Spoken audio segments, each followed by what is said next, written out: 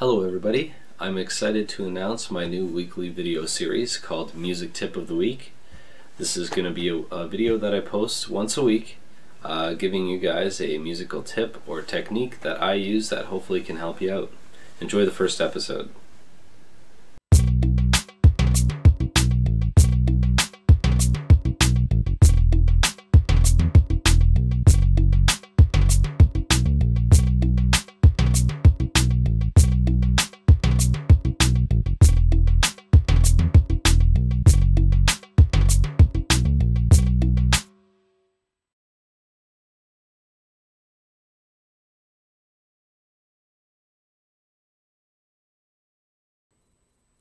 Hello everybody, and welcome to the first episode of Music Tip of the Week.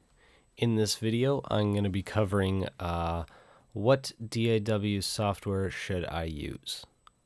Now, first off, for those of you who do not know what DAW software is, DAW stands for Digital Audio Workstation.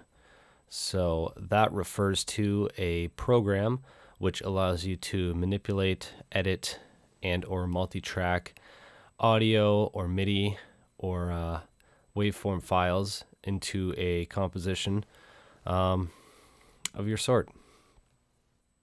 So right now I'm just going to go over some of the software that I use to get up and started in my music hobby. So first off, I started with Audacity. Great program, very detailed for a free program, so I would definitely recommend it to anyone starting out. It has pretty much all the features and effects that you're going to want and need to get up and started when creating music. Now, once I saved up a bit, I switched over to Adobe Audition 3.0.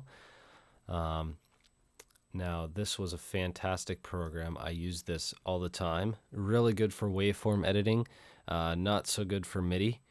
But this program I've used most out of any of the programs that I've had, and I really liked it. After saving up a bit more money, I was able to buy a Mac and purchase Logic Pro 9. This for me was a big jump to a different style of software.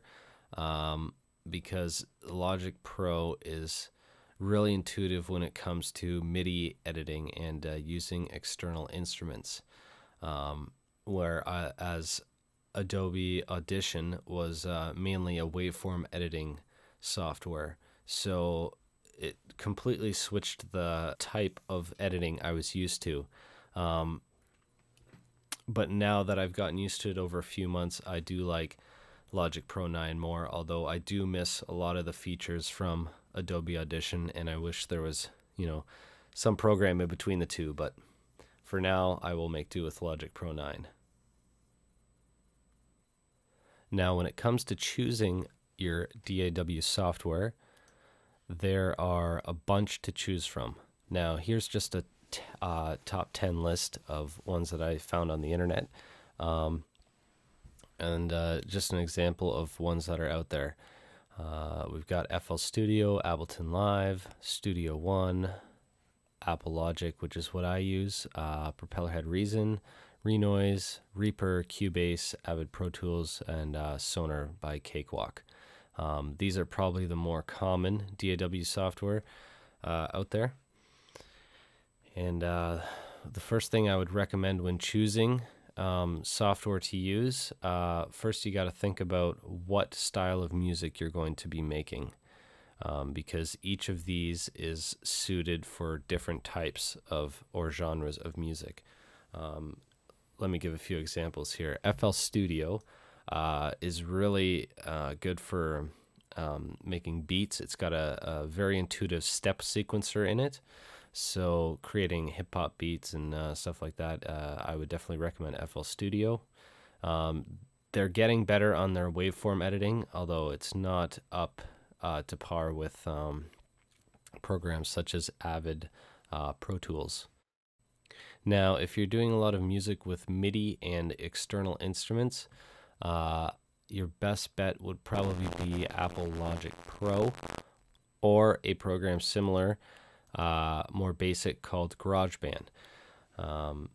These two programs they're only available on Mac, but they are fantastic for recording MIDI and using external instruments in that. This file that I have open right now, for example, is completely MIDI.